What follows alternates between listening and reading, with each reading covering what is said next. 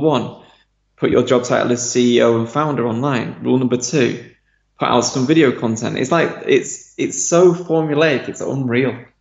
And I just think that that's who I appeal to. I appeal to those people that are wise enough to see that it's nonsense.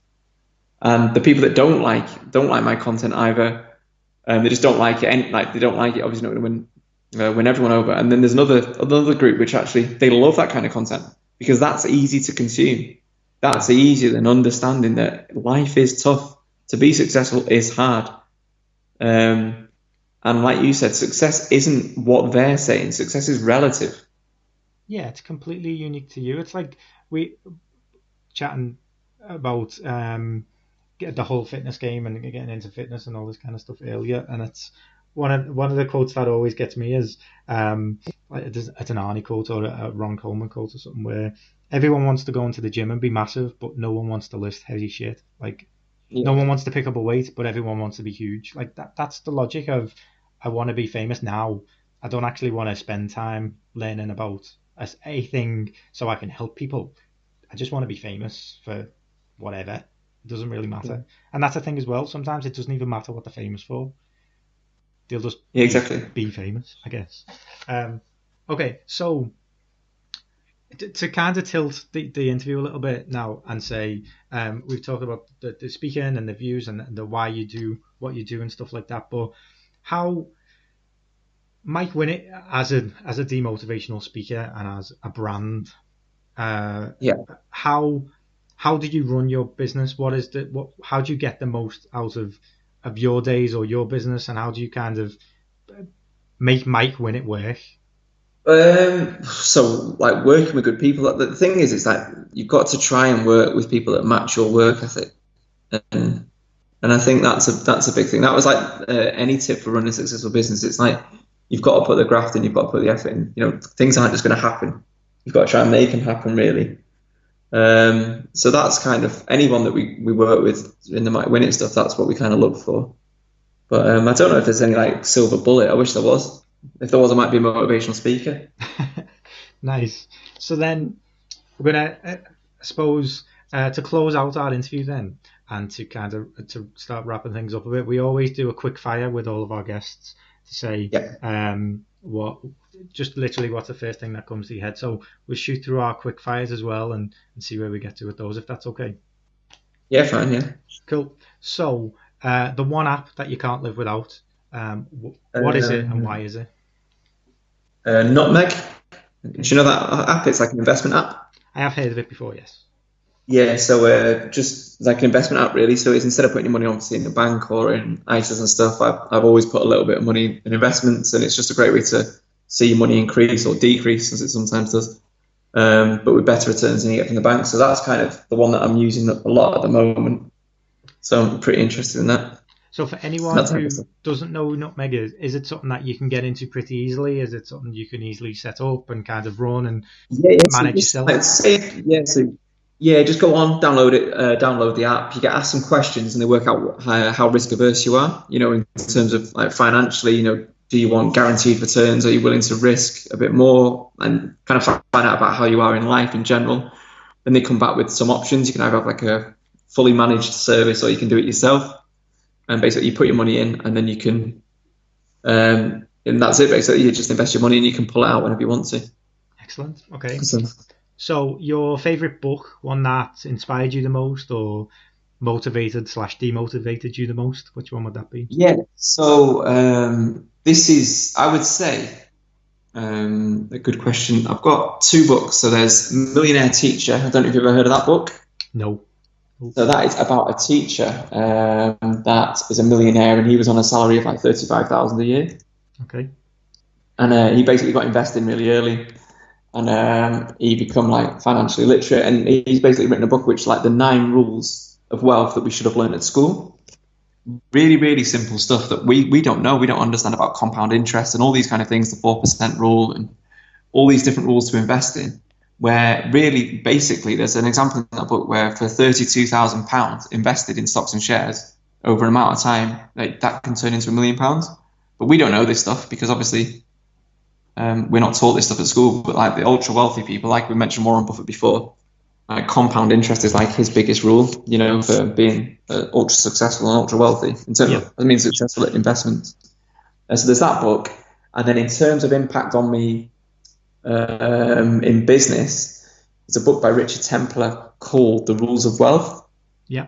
And I've had that book for 9 years, and I read parts of that, I would say, every sort of 6 months, just to almost like have a sanity check, see where I'm at, see what I'm doing, see what I've not done properly, or see what I've let slide. And I just kind of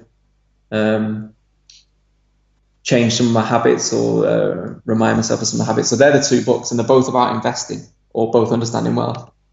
Okay. Next one. Is there any quote or saying that means a lot to you? It's a strange one, really. It's a two-pack one. I used to listen to a lot of rap music when I went to school in the 90s, and it was I want the money, fuck the fame, I'm a simple man. It's like, and I think that is my attitude with this stuff, and that's kind of what's made me this demotivational speaker. It's like some people are desperate to be known as being successful when you can do this without all that stuff. You don't need to be online with your Bentley or your fake Rolex on Instagram or whatever. Just get your money, stay off radar, invest it so you can create deep-rooted wealth, and it can last your lifetime, your kids' lifetimes. Do you know what I mean? Yeah. But I mean, it might be a bit bad that it's like a two-pack quote.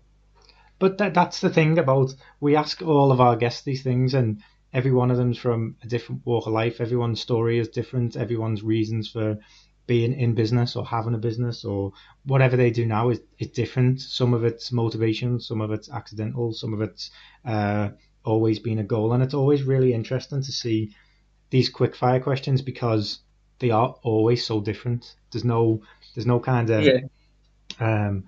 formula. I guess there's people always saying the same thing. Or I guess I've kind of been lucky in that.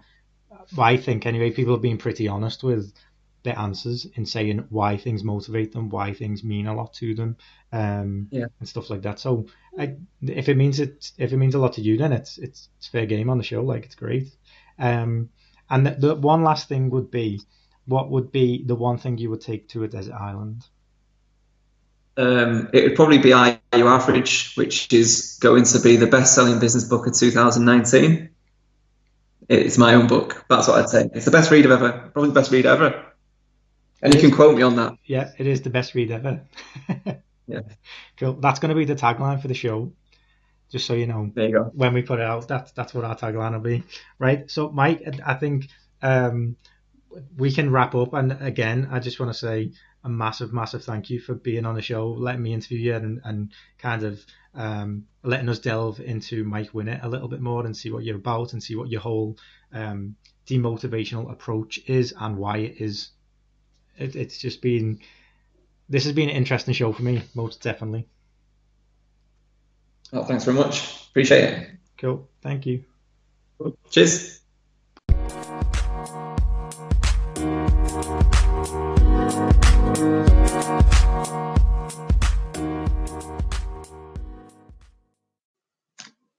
And there you go. There is Mike's story, Mike's outlook on life, business, success, not success, life aspirations, all these kinds of things, how he's positioned himself to be the anti-motivational speaker, but in very, very much in some ways he does motivate people. He lets people accept who they are, what they are, helps them accept that they it's fine to be you. Like, you don't need to drive around in a Jaguar with a Rolex and take pictures of yourself holding a steering wheel and all these kind of things.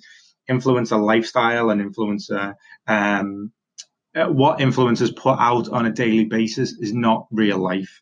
And I think that is the thing that is the big takeaway from everything. What not you, but people put out on social is what they think is their best possible version of themselves. And although sometimes it's used in a motivational way, sometimes it's not. Sometimes it can be quite the opposite, in fact, and it can have a negative effect on people rather than a positive effect on people. So the whole demotivational approach, I think, is really, Mike's hit the nail on the head. Like, he's really caught a niche, and it shows because people are jumping on it and people are want to be involved with him, want to hear what he's got to say, want to hear his outlook and his point of views and all this kind of stuff. So, yeah, there you go. There's Mike Winnet. What I did find out after the show is that that's Mike's very first podcast interview. So we do really, really appreciate his time.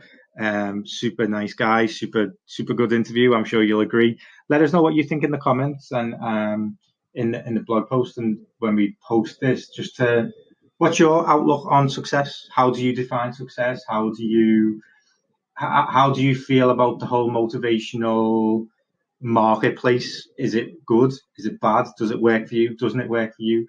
All of these things, let us know. Share your views and opinions, and you can drop us a message. We'll share them on the show next week. So thanks again to Mike. Thanks again for listening, and we'll be back next week with another show.